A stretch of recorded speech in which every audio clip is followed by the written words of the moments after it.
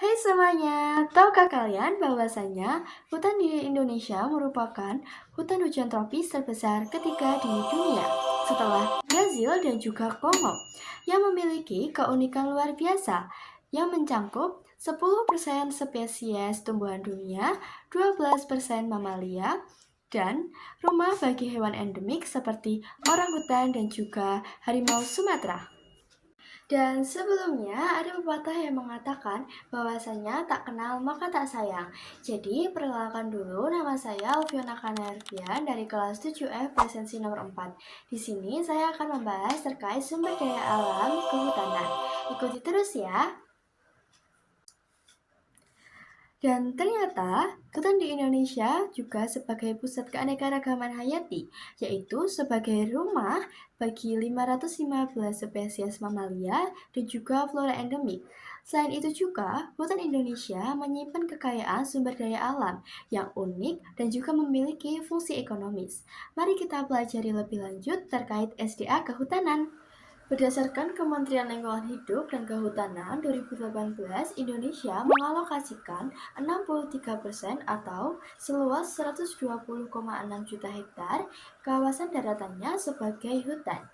Hutan Indonesia dibagi menjadi tiga, ada hutan produksi, hutan lindung, dan juga hutan konservasi.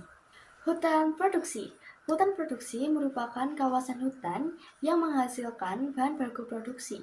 Fungsi ekonomis dari hutan ini ialah memberikan manfaat optimal bagi masyarakat, seperti memanfaatkan potensi yang terdapat di dalam hutan tersebut, seperti kayu dan juga rotan. Contoh dari hutan produksi yaitu ada hutan jati, hutan karet, dan juga hutan pinus. Selanjutnya adalah hutan lindung. Hutan lindung memiliki peran strategis dalam melindungi sistem daya dukung lingkungan hidup. Manfaat dari hutan lindung antara lain yaitu 1.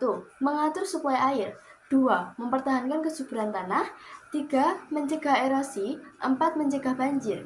Contoh dari hutan lindung yaitu ada hutan lindung Wehea dari Kalimantan Timur, hutan lindung Alas Ketu dari Jawa Tengah, dan hutan lindung Bukit Putri Pencit dari Jawa Timur.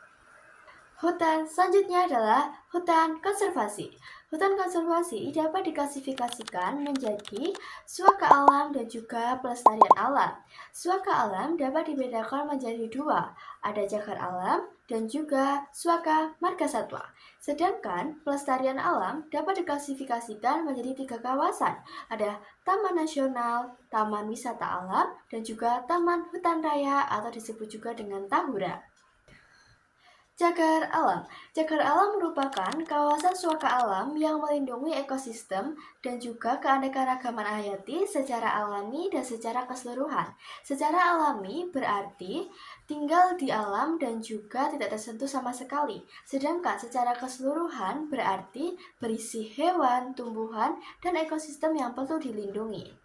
Contoh dari cagar alam yaitu ada Telaga Renjeng, Kawah Ijen, dan Weigo Barat. Selanjutnya ada suaka margasatwa. Suaka margasatwa merupakan suaka alam yang melindungi hewan yang hampir punah atau langka dan habitatnya secara pembinaan. Secara pembinaan artinya dibimbing atau terarah. Contoh dari suaka margasatwa yaitu ada Tanjung Puting yang melindungi orangutan Kalimantan dan primata endemik seperti bekantan dan juga oa Kalimantan. Lalu ada Ujung Kulon yang melindungi banteng Jawa, badak Jawa, dan juga macan tutul Jawa. Lalu ada Waikambas yang melindungi gajah Sumatera, banteng Sumatera, dan juga harimau Sumatera. Sekarang kita memasuki ke kawasan pelestarian alam. Yang pertama ada Taman Nasional. Taman Nasional merupakan kawasan dengan ekosistem asli yang dimanfaatkan untuk ilmu penelitian dan ilmu pengetahuan dengan pengelolaan sistem zonasi. Contoh dari Taman Nasional yaitu Taman Nasional Rinjani dan juga Taman Nasional Komodo di NTT. Yang kedua ada Taman Wisata Alam. Taman Wisata Alam merupakan kawasan pelestarian alam yang dimanfaatkan untuk rekreasi dan juga pariwisata. Contohnya adalah Raja Ampat dan juga Nusa Penida. Yang ketiga ada Taman Hutan Raya atau disebut juga dengan Tahura, merupakan kawasan yang digunakan untuk mengoleksi tumbuhan dan satwa yang dimanfaatkan untuk penelitian, pengetahuan, pendidikan, budaya, pariwisata, serta rekreasi. Contohnya seperti Taman Hutan Raya Juanda, Taman Hutan Raya Ngurah Rai, dan Taman Hutan Raya Tebing Keraton. Sekarang kalian tahu kan, kekayaan sumber daya alam kehutanan di Indonesia pastinya unik dan juga indah. Namun, Robert Louis Stevenson berkata, bukan karena keindahannya yang membuat hutan menarik hati manusia, tetapi karena sesuatu yang halus, kualitas udara yang terpancar dari pohon-pohon tua, yang secara menakjubkan mengubah dan memperbarui semangat yang lelah. Banyak sekali manfaat-manfaat dari pohon yang baik untuk diri kita pastinya. Contohnya, kualitas udara yang baik dan kandungan air yang penting untuk keberlangsungan hidup kita. Karena kehidupan tanpa hutan bagaikan berdiri di gurun tandus, tanpa air tetes pun. Kering dan gersang, manusia pun akan kehausan. Maka dari itu, kita sebagai manusia dan generasi penerus bangsa seharusnya menjaga dan melestarikan hutan dan ekosistem yang ada di Indonesia untuk mewujudkan Indonesia Emas 2045.